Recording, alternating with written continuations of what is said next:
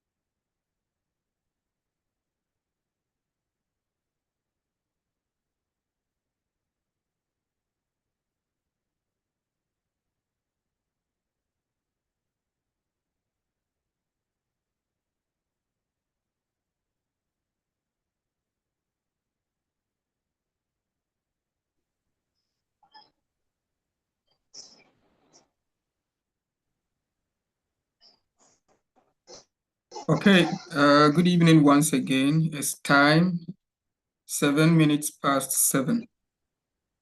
And I think we can start. Before we start, I want to ask if we have any questions from yesterday's lecture on exploratory data analysis. So the floor is open for any questions, or it can even be a comment that you want to make all of us know of it so that we can learn from it. It can be anything. So we have 5 minutes for that.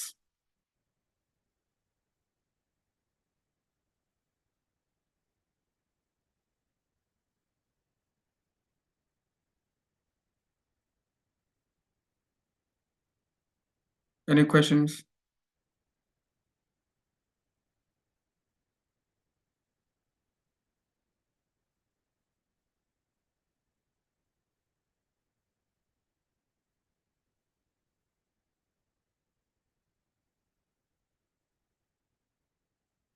Okay, no questions. So let's go ahead.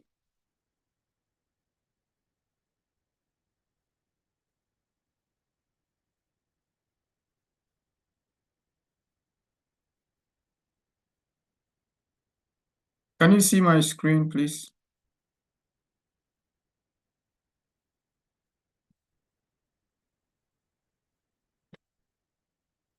If you can see the screen, let me hear you.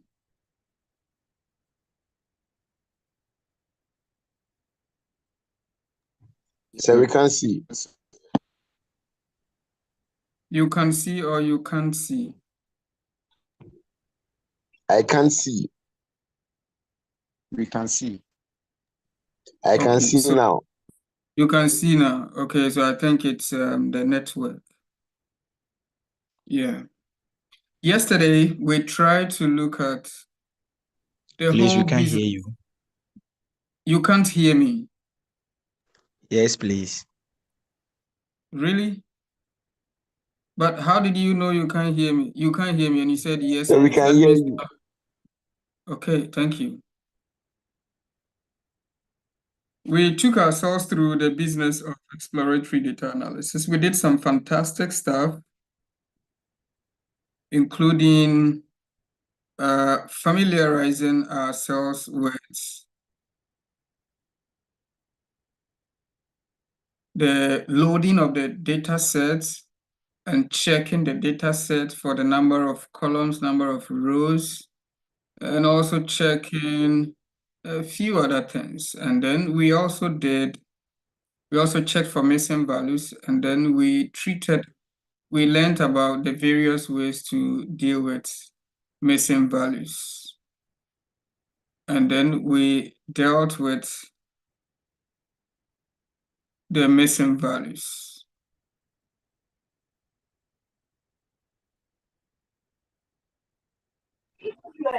In our specific case, we imputed the missing values by filling the missing values with the mean score of that column. So this is the code. This is the column that had the missing values. And then we filled it by the mean of that column. And then we checked for missing values again on that column specifically, and then we have 0. And then we also checked we actually call for the info on the data sets just to be sure that all the columns have 398 non-null values. And then we're convinced that we have dealt with the missing value problem. Then we began with univariate analysis, where we try to look at the information that every column of data presents to us, the kind of information that we can glean from every column of the data. Basically, that exercise has to do with knowing the distribution of the data in that column. So for the MPG column, we did a distribution graph. So SNS Seaborn's this plot. You can also use Seaborn's his plot.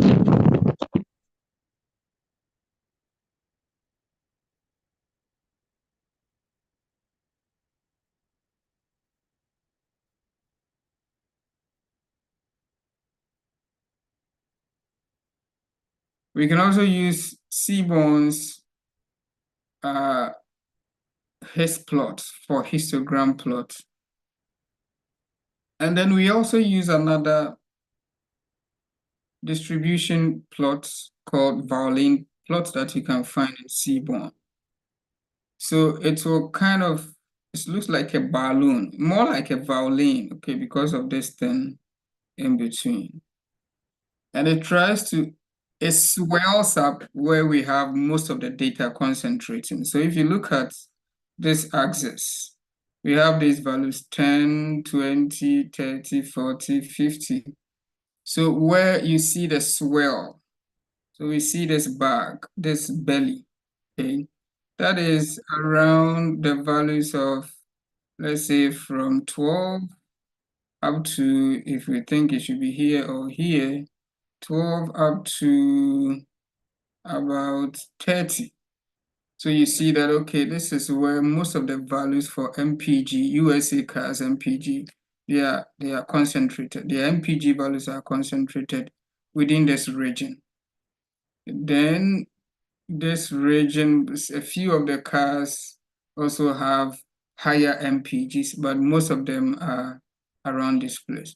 If you look at Japanese cars, most of the cars MPG is in the regions of between 30 and 40. So this is where you see the bigger shape.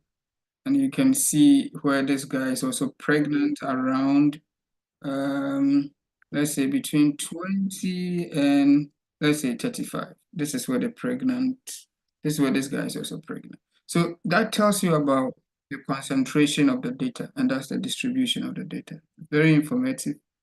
And we also looked at the issue of box plots where we can read certain statistics like the median value, that is this line is false here. So the median MPG is around here for the whole of the data set.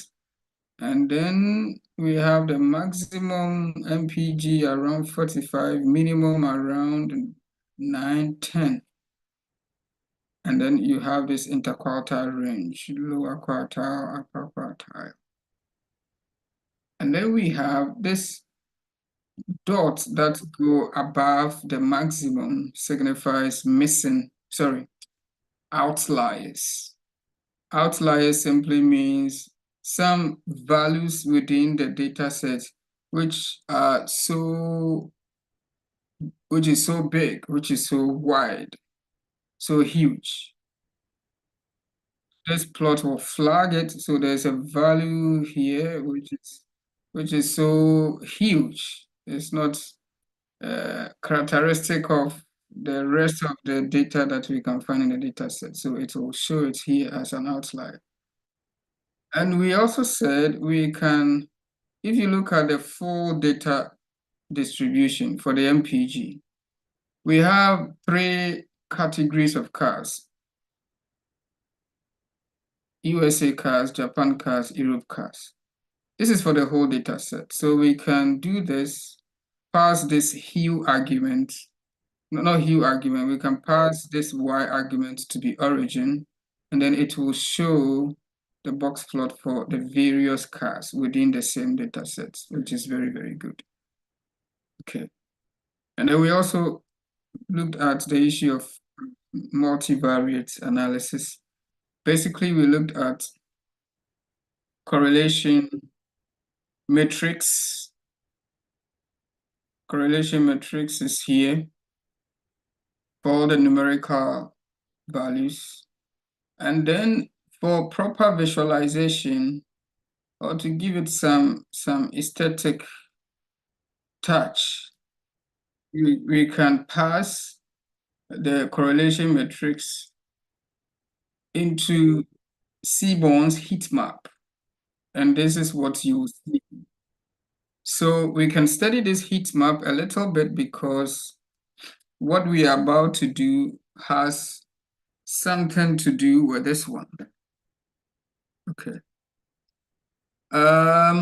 If you look at this heat map, which is basically the correlation matrix, you can see the various numeric columns, MPG, cylinders, displacement, horsepower, weight, model year. And you have the same thing also across the top. Okay, this one is put at the bottom.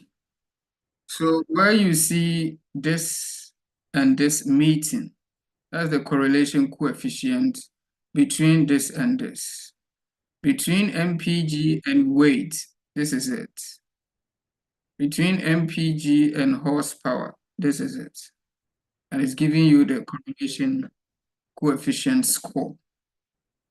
The values there will tell you a lot about how each of the variables are relating with themselves.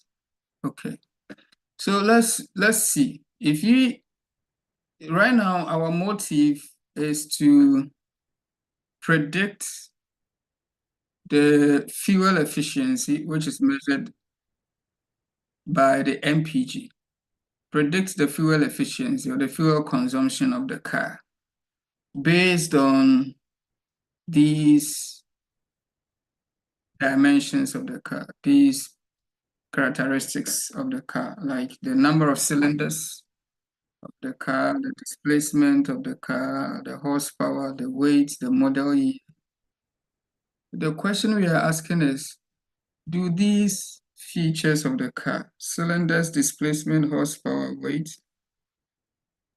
do they influence the MPG, the fuel efficiency or the fuel consumption of the car in any way? It's always very important to know these things because nature has a lot of relationships. And we seek to understand some of these relationships so that we can make better decisions. So maybe the car's fuel consumption is a function of these other characteristics of the car, or maybe not. But we can guess, hoping that the mistakes we make from our guessing will be corrected by our prayers. No, it doesn't work like that. You make mistakes and it sticks with you forever. So you always need to guard against making mistakes which can bite you. Before you make mistakes, you have all the room to stop making that mistake, or at least reduce that mistake. Okay, so if you look at the heat map as we are seeing on screen, you can see that, well, we have this scale. Even without the scale, you still can read it. We have this scale, it's telling us that, okay, this is the middle of it, 0. And then this color scale, sorry, from this red up to orange, getting into more lighter orange, that is the positive correlations. And the more lighter the color is, the more bigger the correlation coefficient. Then on the lower side, if it is getting down from here, getting darker, then it is about the negative correlations. And the more darker it gets to become very black like this, then the higher the value of that negative correlation. So, well, you can get some inspiration from this color scale, or you can even just see just by the values. This leading diagonal is like a mirror. So what is on top of the diagonal is the same as what is below it. So you have to concentrate on just one side of it. Between MPG and cylinders, the correlation coefficient is 0.8 to 2 decimal places. Between MPG, and then displacement, it is 0.8. MPG and horsepower, negative. Okay, all of these are negative. Negative 0.78. Yeah, because the color scale here is telling you that darker ones are negatives. This one is negative 0.8, horsepower and MPG is negative 0.77. Horsepower and weight, negative 8.3. Then we come to the positive correlations. So for example, this one is cylinders against displacement. This is 0.95, very high correlation. So it means that cylinders and displacement, maybe they do things together, or they have a lot of communication together, or maybe not. Between cylinders and then horsepower, the correlation coefficient is positive 0.84. So that's how you read it. Let's check this one, 0.9. Cylinders and weights. Correlation is 0.9. Some of these correlations can be accidental, what they call spurious correlation. It might not mean that this actually and this, they have a movement together. Maybe it's just by coincidence that they are there. Or maybe they move together, as we are seeing. Okay. The main thing we want to pick from this is that once we have this correlation, they are speaking a lot of information about the data. And that communication also informs us about what models we can use on these data sets, what modifications that we have to do. For regression, there are some assumptions which needs to hold before you can do a linear regression. The basic one happens to be the assumption that the variables you are modeling, the dependent variable and the independent variables, they should have a correlation. If there is no correlation between them, then that fundamental assumption that there is some association, and that association is a linear association, that assumption is not there. So there should be some relationship between the dependent and the independent variable. So that's why we did all the things we tried to do. For example, when we called for the pair plot, okay, we could see that, okay, this one, there's some linear relationship, not exactly linear, but approximately linear. This one too is linear, okay, like negative. You can see some trend like this. This one also some trend like this. This one also some trend like this. This one is positive like this. So you can see all of this and you can confirm these pictorial representations with these numeric quantities. Negative 0.78 is not a bad correlation. If you think, I mean, okay, this one is good, but if you think graph-wise, this is maybe more clumsy because you are kind of putting everything together.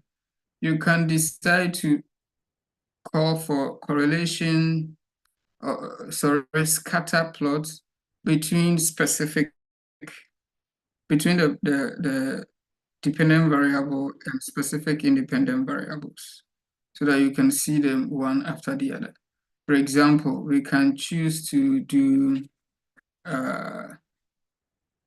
PLT, whether you Seaborn or PLT, no problem. PLT dot scatter. And we just need the x-axis. The x-axis here will be MPG, DF,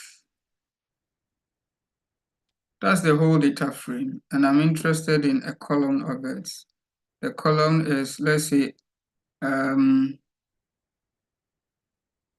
horsepower.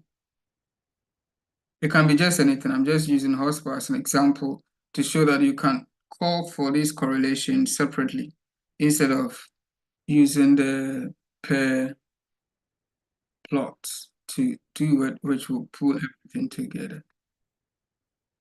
So horsepower. So that's my X. Of course, I can do that. So I can say X equals this. And then Y equals the same thing, MPG DF, and then I'm interested in this column, MPG. So what this code means is that I want to do a scatter plot between this column of this data frame on the x-axis and this column of this data frame on the y-axis. That's what it means. And then we see this. This is between MPG and then horsepower. So you can see some negative trend. Of course, there's also another plot in Seaborn called LM plot, LM for linear model, which in addition to bringing the scatter, will try to fit a line, draw a line of best fit or a regression line so that you can see the underlying pattern of the data flow. So let's see LM plot. So that will be SNS.LM plot. And then for Seaborn, we need to pass the data. So data is equal to MPG DF. And then our x-axis will be the displacement, sorry, horsepower in this case. We want to do it for the same way.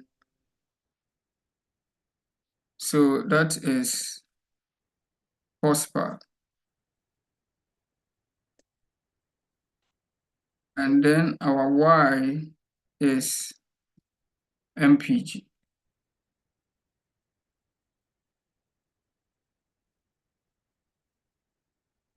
Okay, so we get the same thing as at the top, except that the LM plot tries to fit a regression line based on the data. So this is a negative correlation, negative slope, and you can confirm it from your correlation matrix. This is between MPG and horsepower. So between MPG and horsepower, if you go back and read from here, this is MPG horsepower, negative 0.77. So this is it. And you can do this for each one of them. In this case, our dependent variable is the MPG. That is the fuel consumption of the car, or the fuel efficiency of the car. And we are thinking by hypothesis that this fuel consumption of the car is a factor or is a function of some characteristics of the car, like the number of cylinders that the car has, the weight of the car, the model year of the car, the acceleration of the car, and a few other things. Let me go back and check. Yeah, displacement, cylinders, horsepower, weight, model year. Okay, so that's the tentative belief that we have. We cannot just go ahead and take decisions without belief. It could be true, it could be false. So we need to use some other tools, mainly statistical tools, to confirm our belief, to confirm our hypothesis. Then when our hypothesis is confirmed, then we can rely on it. But of course, our hypothesis can be rejected as well. In that case, we know that, okay, if we had not done this, we would have made a mistake by taking a decision on that basis. Okay, so that's where we are heading towards. MPG is our dependent variable. Any of the other variables is an independent variable. Okay, so what we can do is that, well, there are other assumptions. We have established the linearity. If you do the correlation if you check the correlation, you can see that for all of them, you see MPG is here. For all of them, the correlation is not poor. Even with the model year, you still find about 60% correlation. For the weight of the car, you get more than 80% correlation. For the horsepower, 70 plus correlation, displacement 80. So these are good correlations, which makes us understand that, well, MPG and these other variables, they have a communication. But we don't know at this point whether the relationship is a causal one or it's just some relationship by accident. So that's what the regression model will confirm. But there's also another assumption before you can do linear regression, that the independent variables, like in this case, cylinders, displacement, horsepower, weight, they should not have correlation amongst themselves. They should not have strong correlations among themselves, which in this case, we cannot meet that assumption. For example, if you check the correlation between cylinders, an independent variable, against another independent variable, let's say horsepower, it's a very high correlation. See even this one, cylinders and displacement, very high, 95% correlation. And see this one, 90% correlation. Displacement and weight, 93 correlation. So the correlations among the independent variables themselves are so high. This is a breach of one of the cardinal assumptions in linear regression, that the independent variables should not have strong correlations among themselves. That is captured by the concept they call multicollinearity. Multicollinearity. So please put it down and read on multicollinearity. Put it down, it's very important because I can ask you some questions on it. Multicollinearity, I've explained it, but read further on it. So multicollinearity is where you have strong correlations among the independent variables themselves. And it's not good if you see that picture and you want to run regression. It's not good. So what it means is that maybe there are many ways you can deal with that problem. Some of them can be that if you think some of the features or some of these independent variables, which are highly correlated with others, if some of them are not too useful, maybe for example, in this case, model year, not too useful because of the correlation, whatever it is, you can delete those things that you think, those columns that you think are not too important, and they are causing multicollinearity. In our case, if you want to do that deletion, then we have to delete all of the data because all of them have that problem. So sometimes what it means is that then maybe the nature of our data is not fitting for the model we want to run. And there are variants of regression that can handle where we have this problem. Or there can be entirely new models that can handle this problem. For example, and that can be some higher level analysis that may go into the realms of machine learning. There are a lot of machine learning models like decision trees they happen to be a bit robust against the issue of multicollinearity. There can be that algorithm called random forest, and so on and so forth.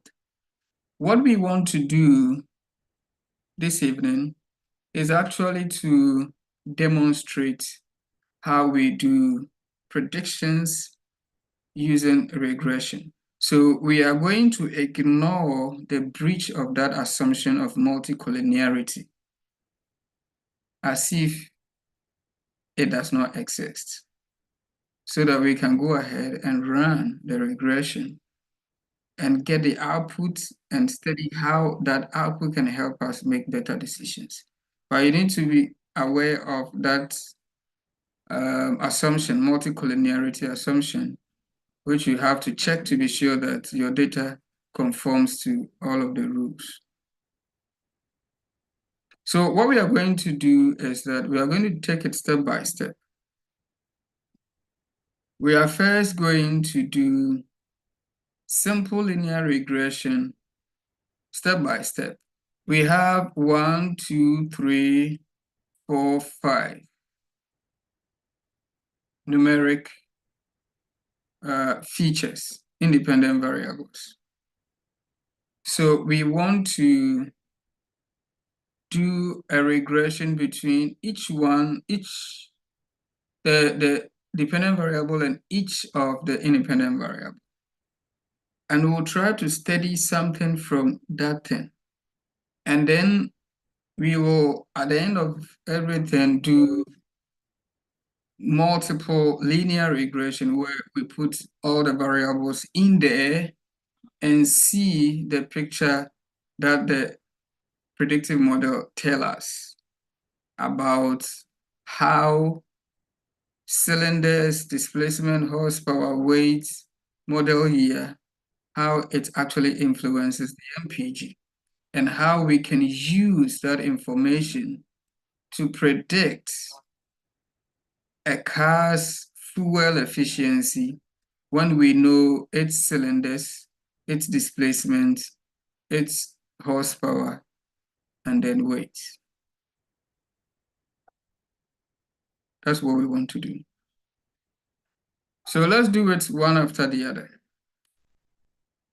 There are several packages you can use to do this. We are going to use the stats models package. We can also use the scikit-learn package, which is the package for doing machine learning in Python. We will not use the scikit-learn package. We'll use this one because this one is straightforward to help us with the linear regression. Okay. So we will import this statsmodels.formula.api as S for stats, M for models, and this F for formula. So we are giving it an alias of SMF. Of course, you can give it any alias that makes sense to you.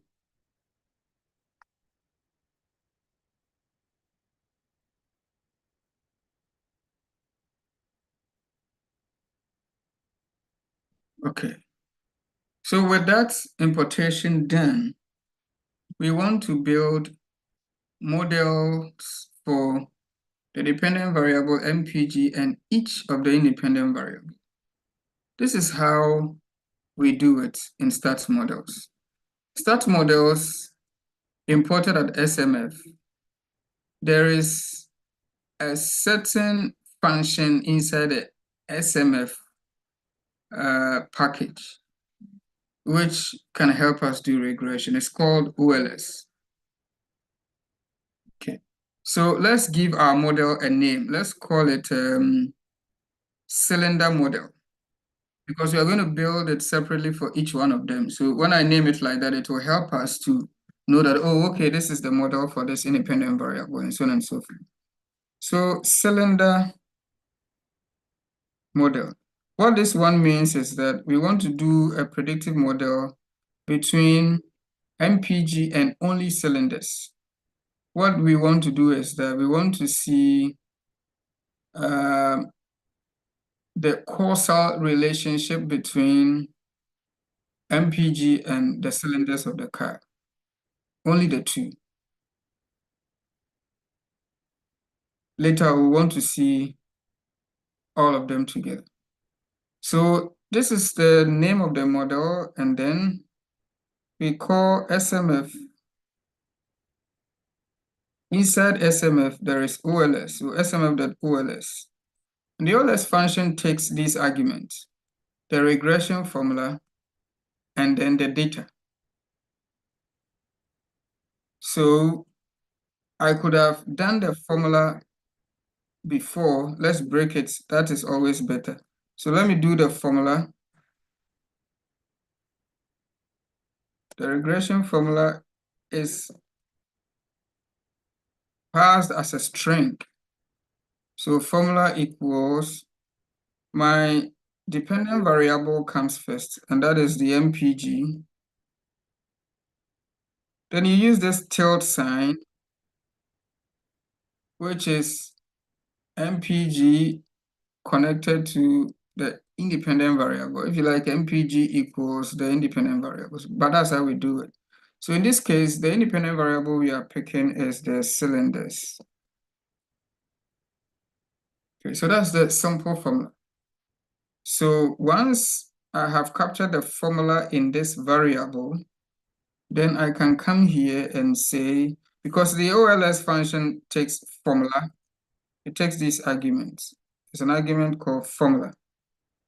And then there's another one called the data. So the data in our case is MPG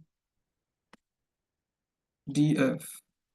And then the formula is this formula. We have already captured that formula. Or you could have passed this straightforward into it. So you can copy this, or you can refer it to this variable.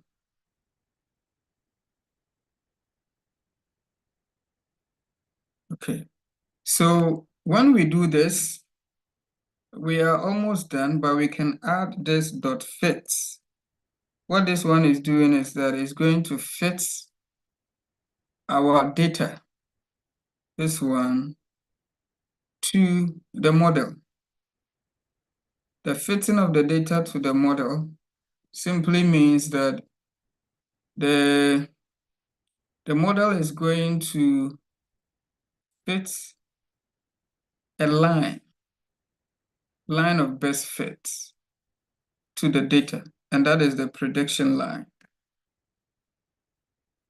And it does that line fitting using a certain mechanism. The other time we explained the concept of loss functions or cost functions in regression.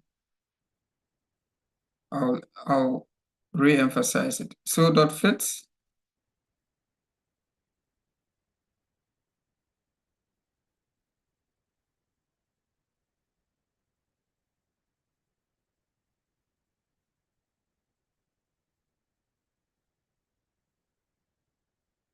okay, so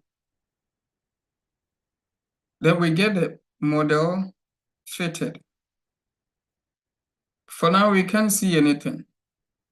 What we can do is that we can call the parameters on the model. When you fit a regression model, you want to see something like the b-test or the coefficients, the intercepts, and some other results. Okay, so we can do cylinder model, that's the model name. Dot, there is this attribute of this OLS model called params, short for parameters. So when I do the cylinder model.params, what I'm trying to do is I want to call for the parameters on that model.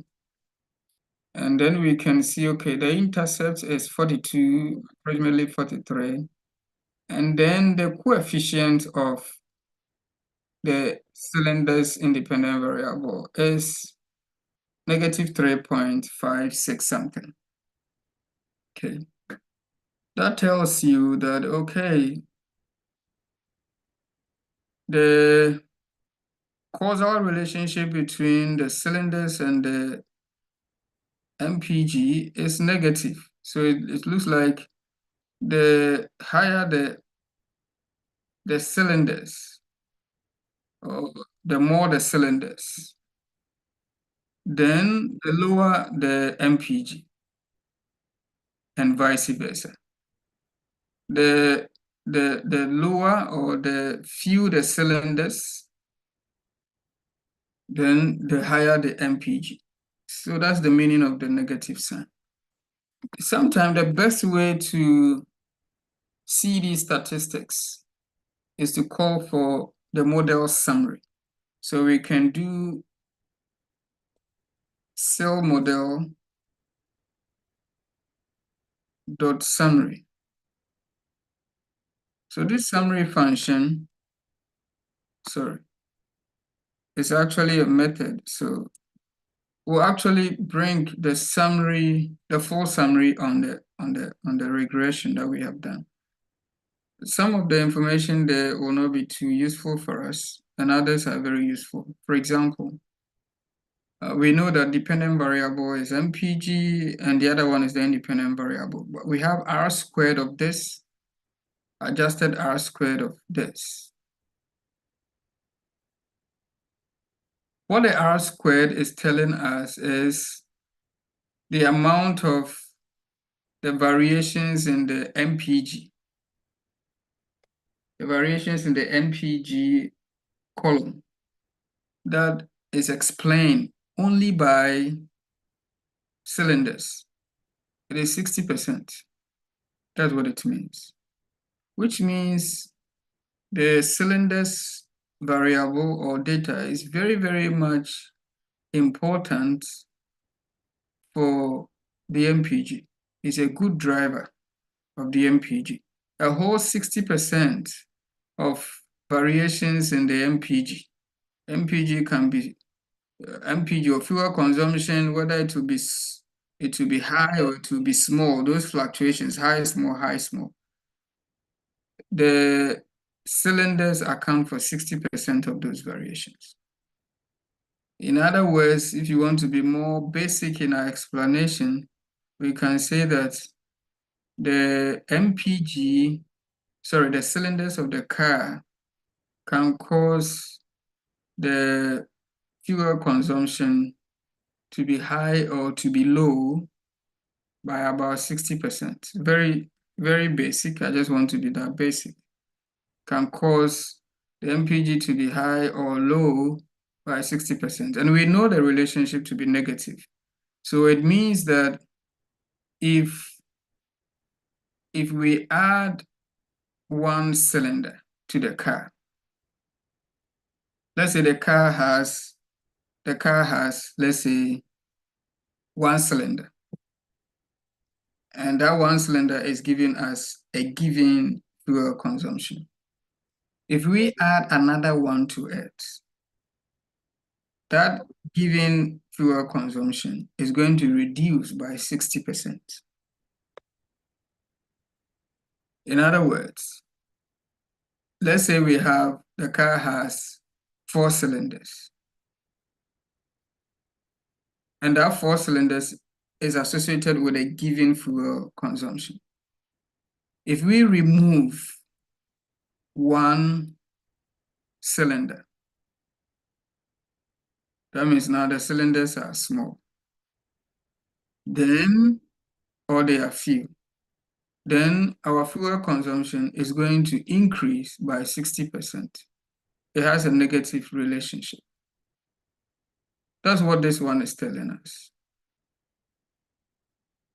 The adjusted R squared is almost the same as the R squared, except that when you have many columns, when we are trying to do multiple linear regression, and we have many columns, not all the columns will have explanatory power as others. But because we are adding many columns, naturally, this R squared will be going up.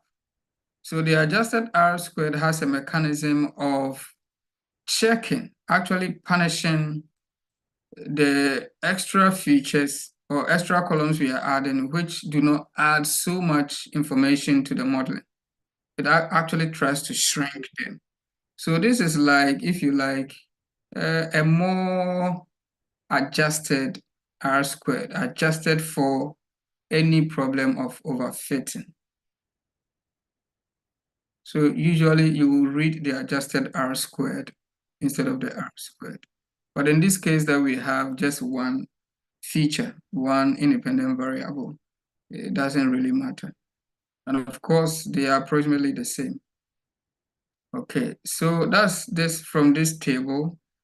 Then when we come to this middle one, you will see this is where we have the coefficients. The coefficients for this is a line model. So we need the intercepts, y-intercepts, and the slope of the line. This is the slope of the line, negative 3.5629. And this is where the line cuts the y-axis. Where the line cuts the y-axis, that is where we have the independent variable, in this case, cylinders, to be 0. So we are assuming if there is no cylinder in the car, there will be a given fuel consumption, a given MPG. So the given fuel consumption, or MPG, which has no relationship with the cylinders, is the intercept, and that will be 42. Then there is a part of the MPG, the fuel consumption, which is driven by the cylinders, and it drives it in a negative way. So that if we add more cylinders, the fuel consumption reduces and vice versa. So for this particular simple linear regression, our model, we have established 60% is not it's not a bad thing. So this is relatively a good model. A model that can help us explain 60% of the variations in the MPG variable. That's not too bad. So we can write the model as MPG is equal to this constant fuel consumption, or MPG, whether there is cylinders or not, minus this part, which is influenced by the cylinders. So minus negative 3.5629 cylinders. It tells us that when cylinders change by 1 unit, this is how much the MPG is going to change.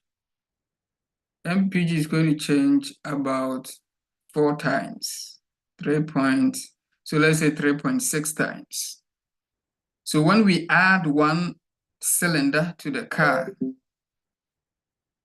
then MPG is going to drop by about 3.6 times. About 3.6 times.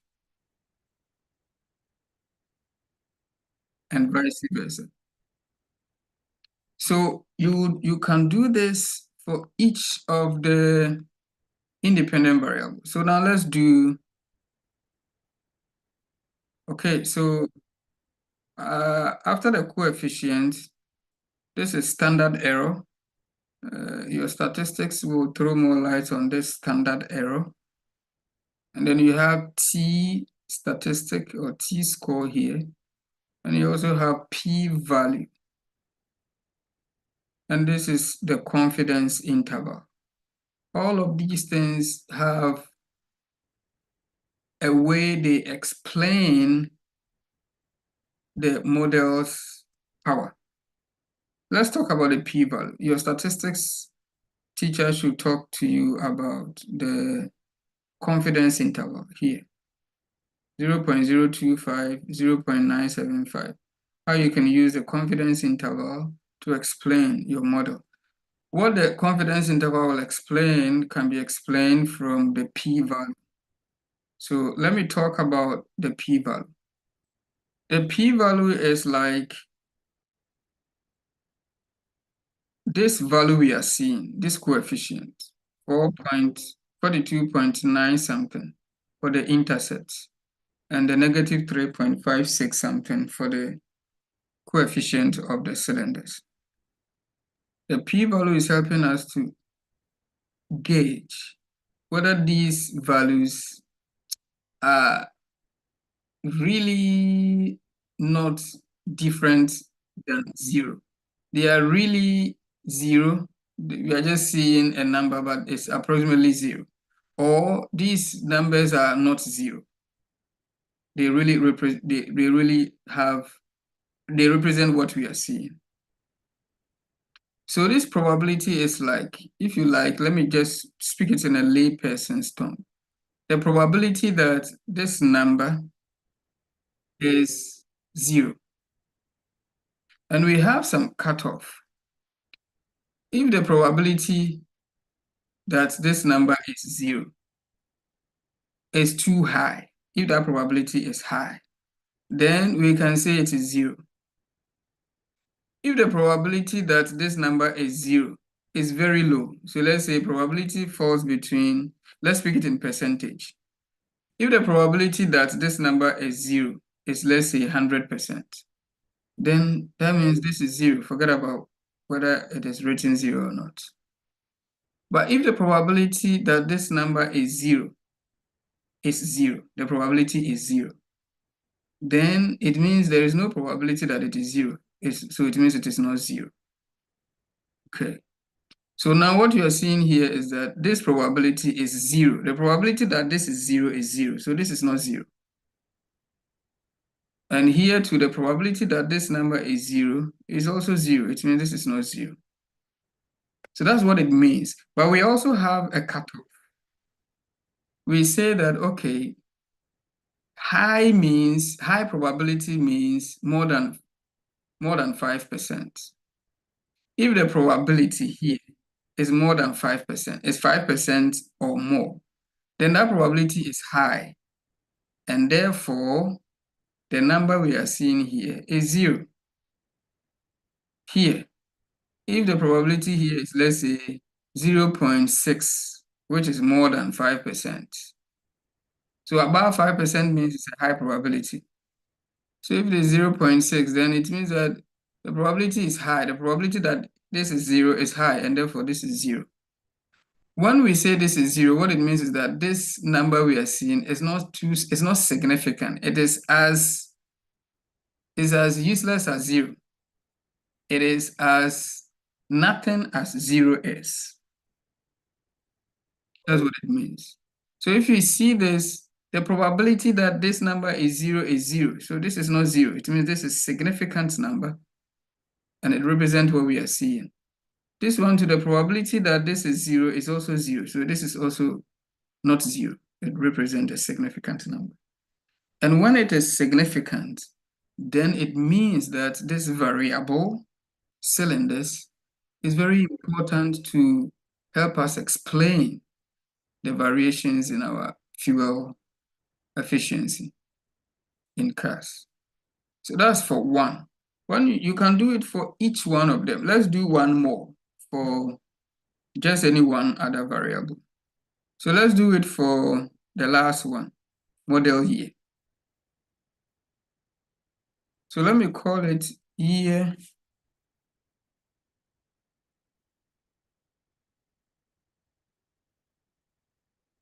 model.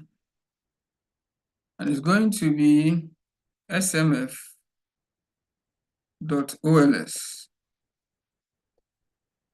And here I'm going to pass it straightforward. So formula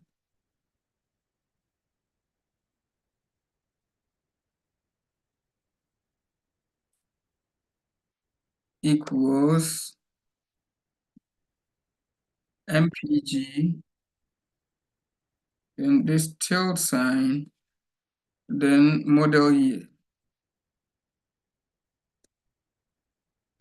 Let me check if that is what the spelling is. Model year, okay. And then the data is MPG DF.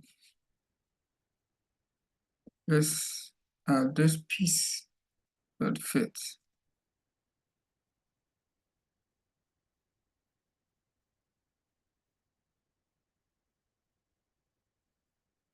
So this formula here is not a positional, it's not a keyword argument. So I don't need to bring the formula equal to, so that's the reason why it's actually doing that kind of thing. Okay, so we have done a regression model for MPG and the model year. We can call for the R squared, which will give us a general sense of the model predictive power.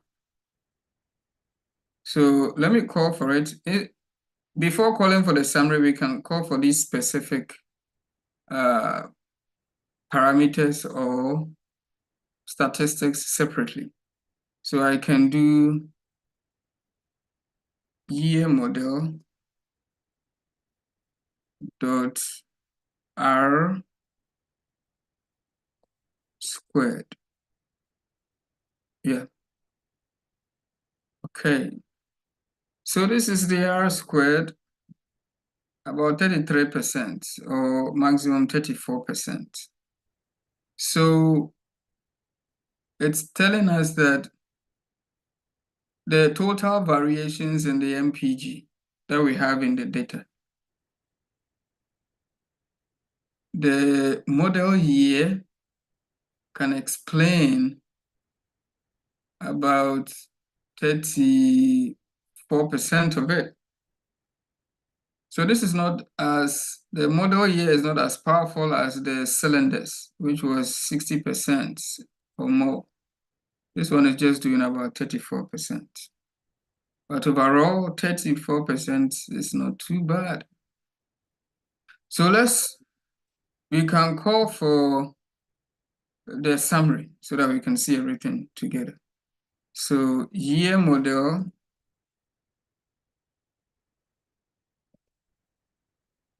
dot summary,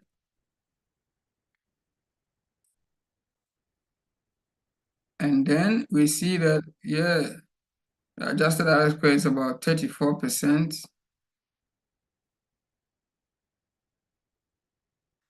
or 33%. And then we have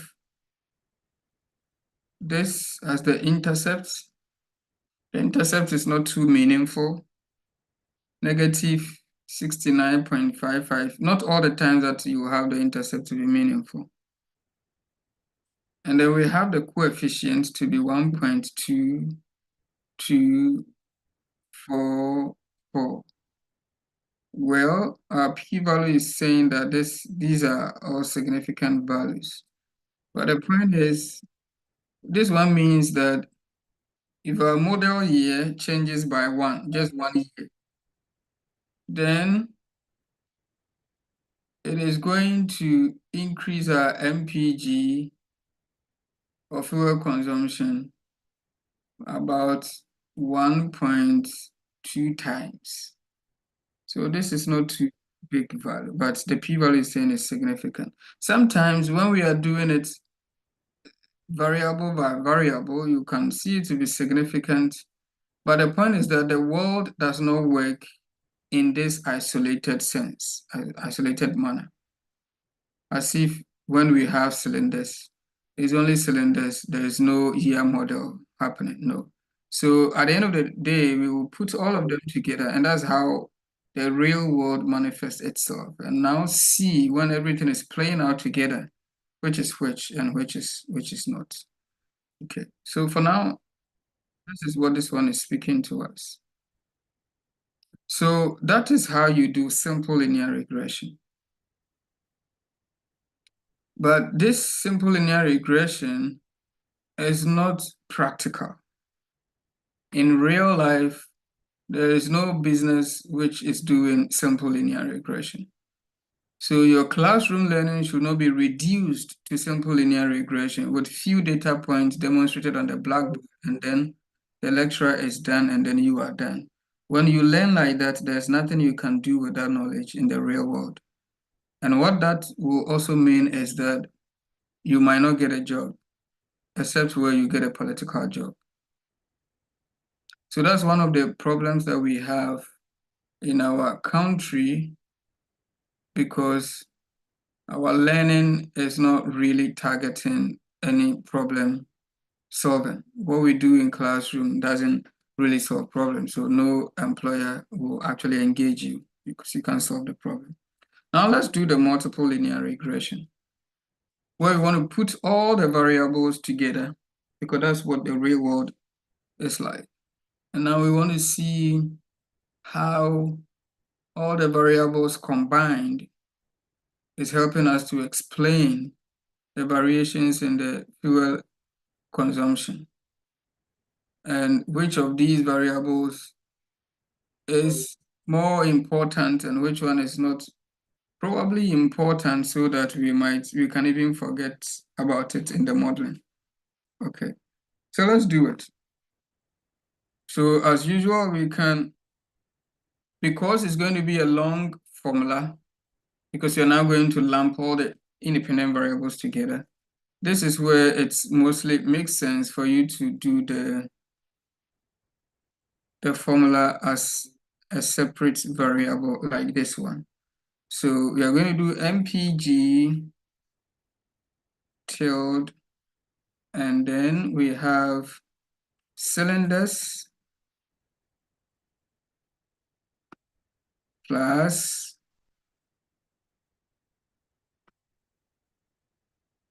so let me use spaces so it can be more, plus the next one is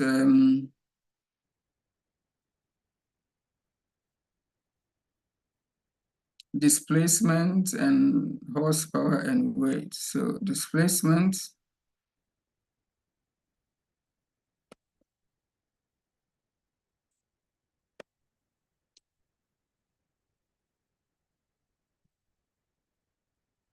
plus horsepower plus weight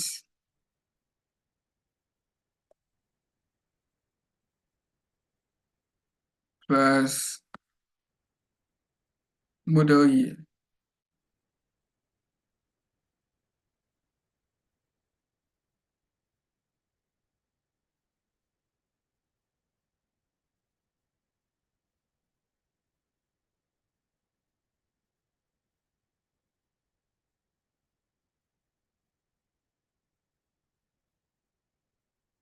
Okay, so this is the first string for the regression formula. MPG equals, and of course, in your quantitative methods, you learned about this formula. MPG equals, in a generic sense, you will get the dependent variable y equals, let's say, alpha, which will represent the intercept, plus beta 1 x1 plus beta 2 x2 plus beta 3 x3. This is something around that. So MPG equals cylinders, displacement. So we pass this into the model, and then the model is going to learn the coefficient for each of these independent variables. Cylinders, displacement, horsepower. It will learn those coefficients which you need. Then you can slot them in there to have your completed model, which you can use for your prediction. Okay, so that's the regression, multiple regression formula. And then the rest is the same. So let's say multiple regression model. So MR model, you can give it any name that makes sense. And then it's going to be SMF.OLS. Then we are going to have this formula. We have passed the regression formula as a variable called formula.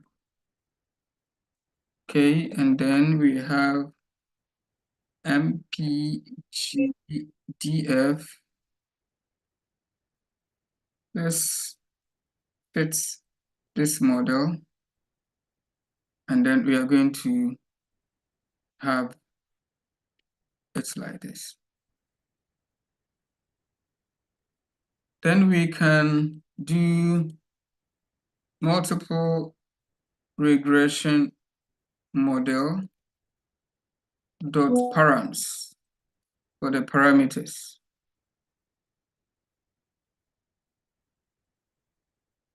And then you can see the intercepts and the coefficient for each of the independent variables.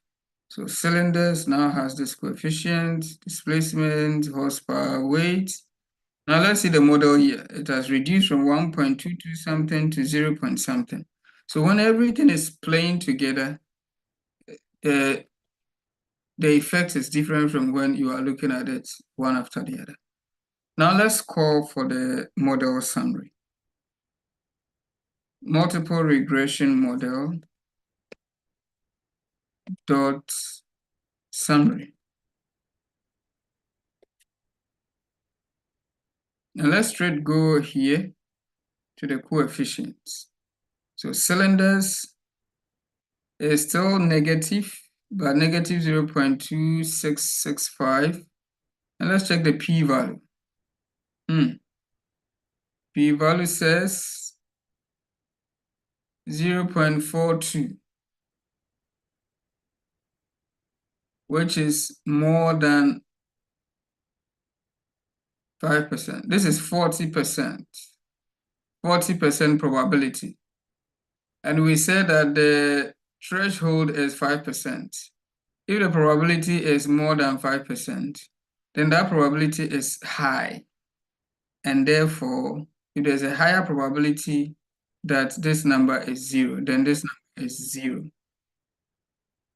So there's this high probability of 40%, way above 5%. So this number is approximately 0. What the language we use is that this number is not significant. So this effect, as we are seeing to be coming from the cylinders, is not any real effect. It's almost like 0. That's the meaning of what the p-value is telling us. Now let's come to the displacement. Displacement coefficient is 0.00061. This is a very tiny value, which means if displacement changes by 1 unit, MPG is going to change by this size, very small. But it's not significant, according to the p-value.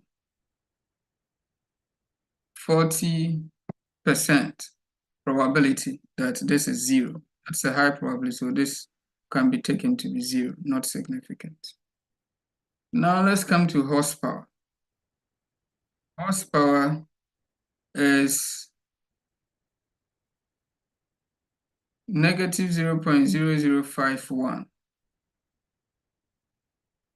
What it means is that if horsepower changes by 1, MPG drops. MPG also changes. So let's say horsepower increases by 1 unit. Then MPG is going to drop by this size. Very small decrement. But of course, the p-value says this effect is not significant. Now let's come to weight. Weight is negative 0.0067. What it means is that if the car's weight increases by, let's say, 1 kilogram, 1 pound, whatever the unit of measurement of the weight, then MPG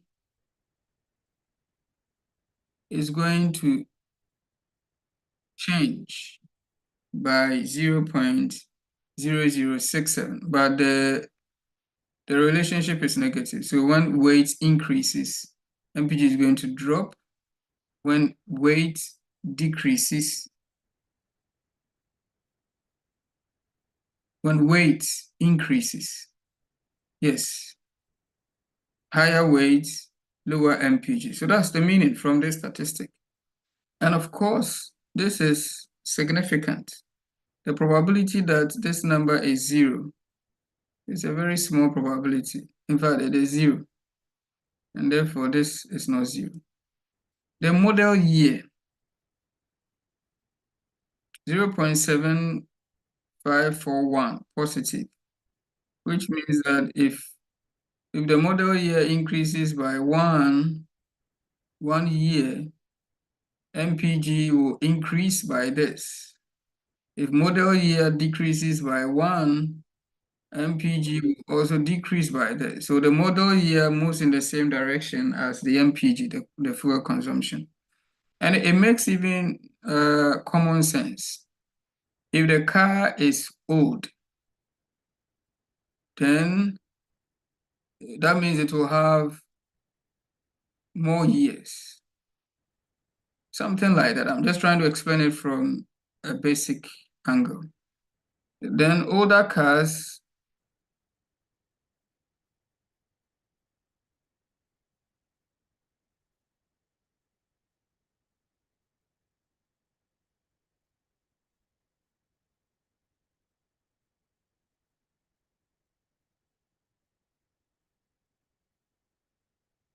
okay, so let's say, let me try to make it simple.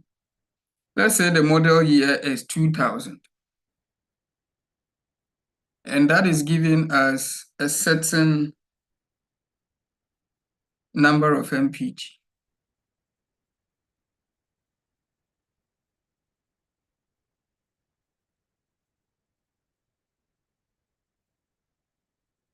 So what we are seeing from this is that if the model year increases,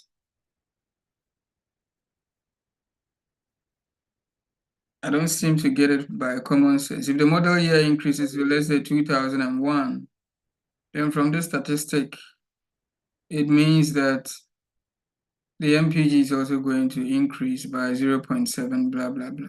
We can check that from the data if that is what is going on, but that's what the statistics is telling us by studying the data. And this number 0.7541 is significant at a p-value of 0.0000. Okay, so when you see the model like this, then based on this data, assuming the data is correct for what we are using it for, then the conclusion will be that, okay, these are the two variables, weight and model year, that are more important for the determination of the fuel efficiency of the car. And therefore, you might even want to just redo this modeling again, only between the MPG and these two variables, and see the size of their coefficients as your final model, which we'll use to predict. This data we are using is a data for explaining, for example, and it's because in the first place, they didn't even pass all the tests of the model we are doing, but we are still doing it for the sake of learning. But everything as we have learned is just what it is in the real world, how you learn from the data to build a predictive model to predict.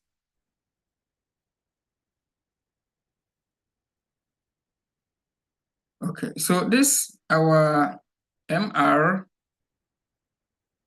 model is the multiple linear regression model. and this is the statistics that is educating you about the model's goodness. If we check the R squared, you see that the R squared has shot up 80%. It's because a lot of other important variables have been put together. And if all of these variables are put together, this model, which is incorporating all of these independent variables, can explain 80% of the variations in the MPG. It means that if you use this model, we can predict 80% with 80% accuracy, sort of. So that if we are going to buy a car, and then we know that the car's cylinder is this value, the car's displacement is this value, it has a horsepower of this value, its weight is this, and its model year is that, we can determine the car's MPG with about 80% accuracy.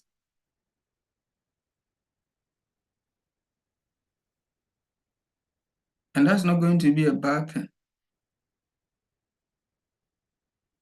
It is far better than someone who is just going to guess or pray about it. So what we want to do is that, let's say now I couldn't create another set of data for our cylinders displacement horsepower, which we will assume to be different cars, which our model has not seen. Now our model has been trained with the data that we fed to the model. So based on that data, it is saying that the model can explain about 80% of the variations in the MPG. In other words, if we give this model a car with a cylinder, displacement, horsepower, weight, model year values, we can predict its MPG to about 80% accuracy. But sometimes this will not be the case when you are actually predicting. Sometimes the model will be able to learn very well the patterns in the training data, but it will do a poor prediction work on a test data, on an unseen data. Normally that comes about because of the problem of overfitting. If you add so many variables and some of the variables happen to be noisy, the model will try to learn everything from these variables you are adding, to the extent that it might learn the noise in the noisy variables. And the noise will disturb the actual patterns that we want to extract. But on the training data sets, it will still do a very good work because it is the same data. You are predicting, it has learned that data with its noise, and if it is predicting that data, it will predict it well. But on unseen data, because it doesn't know the noise that it learned from the training data is very specific with the training data. So on an unseen data, it will actually flop. That prediction will not be this 80%. So actually in machine learning, if we were doing this for machine learning, what we'll do is that we will split this data into two. Maybe the chunk of it being the training data, as we have done. Then as we have done, this is a trained model. Then we will use this model to predict the value of the MPG based on the test data, the data we have reserved for validation purposes.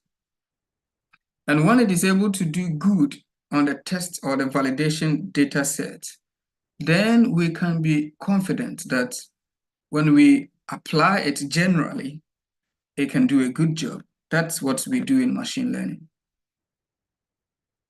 So at this point, this is what we can do. We are not doing machine learning. So we have trained a model on this data.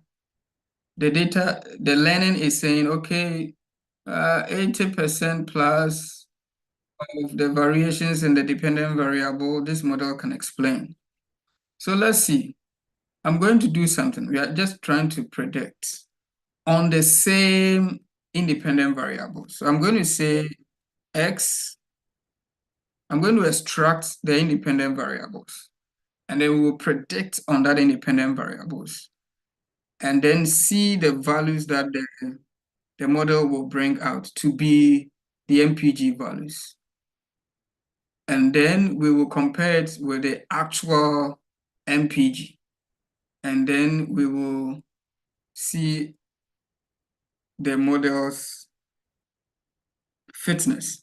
For this particular case, it will produce the same 80% because we are actually predicting on the same data set.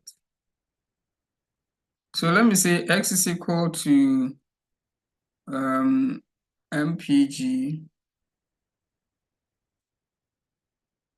df dot filter. What I'm trying to do here is that I want to extract the independent variables from the data set. The data set also contains the other ones. So the independent variables we used are cylinders, displacement. So I just want to filter the whole data frame by these columns.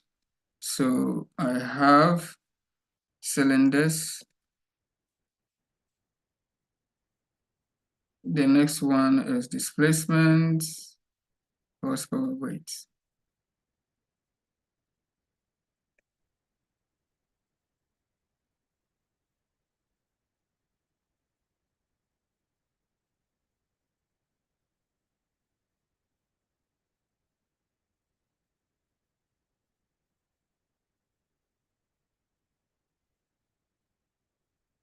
Horsepower, weight, and I think model year.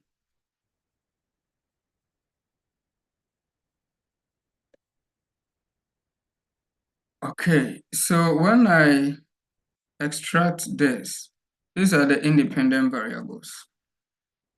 So we can even see the X. Okay. So I want to predict the values of this. MPG df MPG. What this one means is I'm actually extracting the dependent variable. Okay, let me make it report itself as a data frame. Okay, so I can do it like this. Okay, so this is the MPG column. So for the first car, the MPG was 18. Second car, the MPG was 15. And then we have these features. You see, the first car, it had 8 cylinders. The displacement was 307, horsepower of 130, weight of 3504. The unit can be kilograms. I didn't really check, but it can be any of the units. And the model year is 70. Okay, so that car with these features, its MPG is 18. The second one with these features, its MPG is 15, and so on and so forth. We have built a model which is saying that when we know the features of a car, cylinder displacement, horsepower, weight model, blah, blah, blah. This model can predict the value of the MPG. This is the model. Can predict the value of the MPG to an accuracy level of about 80%. So let's see. We are going to predict these MPGs from the model using these features. So this is an interpolation. It's within the same training data that we are using to do the testing. So this model, MR model, sorry.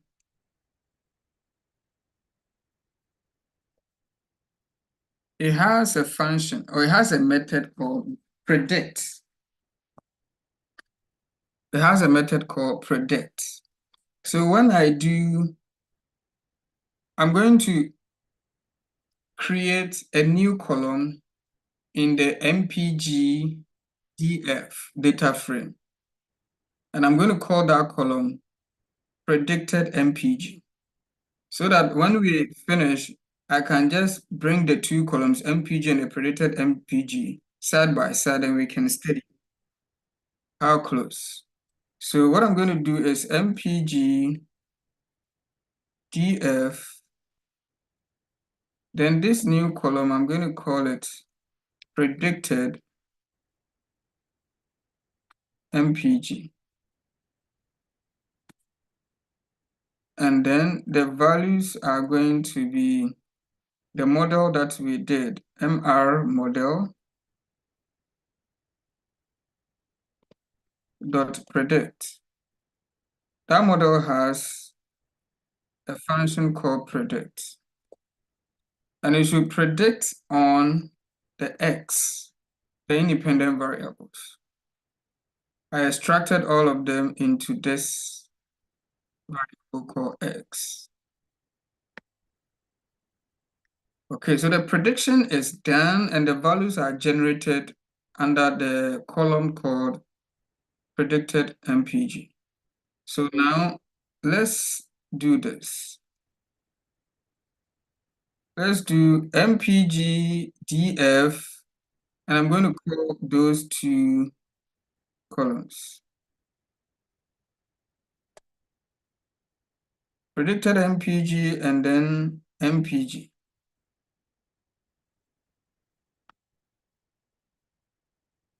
Okay. And now we are seeing them. This is a predicted MPG. Actual one is 18 and it predicted 15 point something. Of course, you have to understand there's that error margin of about 20% or so. This is 15, it's predicting it, blah, blah, blah. So if you check the numbers, you can see how good it is doing. And we can visualize this. We can visualize this. So I can do plt.plot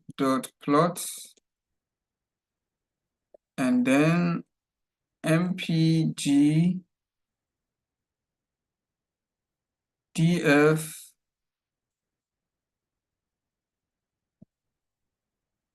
So let's do the actual MPG first. So let me make the actual one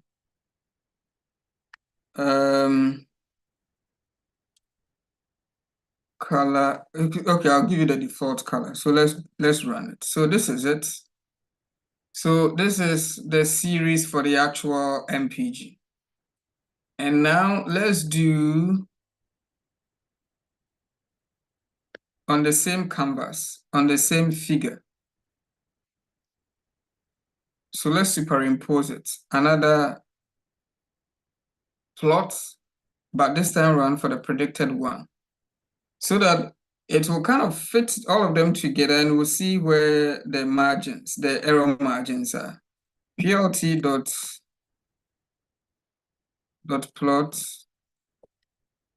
and we are going to do mpg df But this time around, the predicted MPG. Okay. Let's see what is wrong. Predicted MPG, predicted MPG. Okay, so I think when I was typing the predicted, there was a mistake. So let's change it from here so that it can run well. That is not how we type predicted. Okay, so it needs to change everywhere that we have used it. And then our life can be easier. Okay, so you can see the two put on top, put together, one on top of the other. The blue line is the actual. So this is a rough way of making you understand how the model is doing in terms of prediction accuracy. Let's check here. Around this place, I think the prediction is not too bad, even all the way through this place. Only few instances where we have some excesses.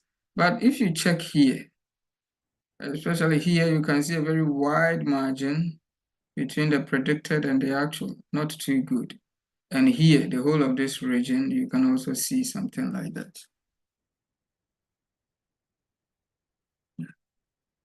So this is one of the things you can do to test how maybe your prediction is going to be.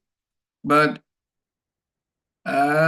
if you actually want to do a prediction model, which you roll out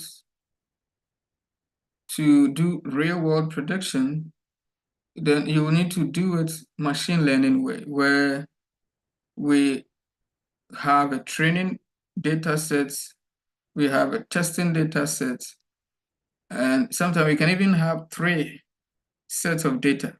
Beyond the testing, we can have another one which finally validates it. And there are also other things they call regularizations that we can do to kind of fine-tune the model. Okay. But for our purposes, this should be okay about how you can use Python to build a simple regression predictor. So this is the predictor, this guy. This is a predictor. And you can use this predictor to predict, and we have done some prediction here. We have predicted the MPG values using the other features here. And these are the values we have tried to plot the actual MPG and the predicted MPG to graphically get a sense of the errors, the prediction errors. So this is where we will end. Our time is up. I will allow few minutes, let's say about 5 minutes of interaction. If you have a question, if there's something that you want to add to the discussion, please, you can do so. We have 5 minutes for that. You can unmute yourself and speak.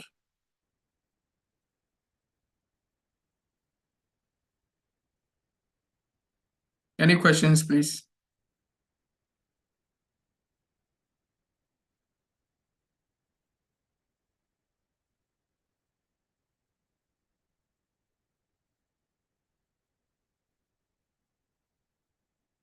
Okay, no questions. So this is where we end the session for this evening. Thank you very much for your attention.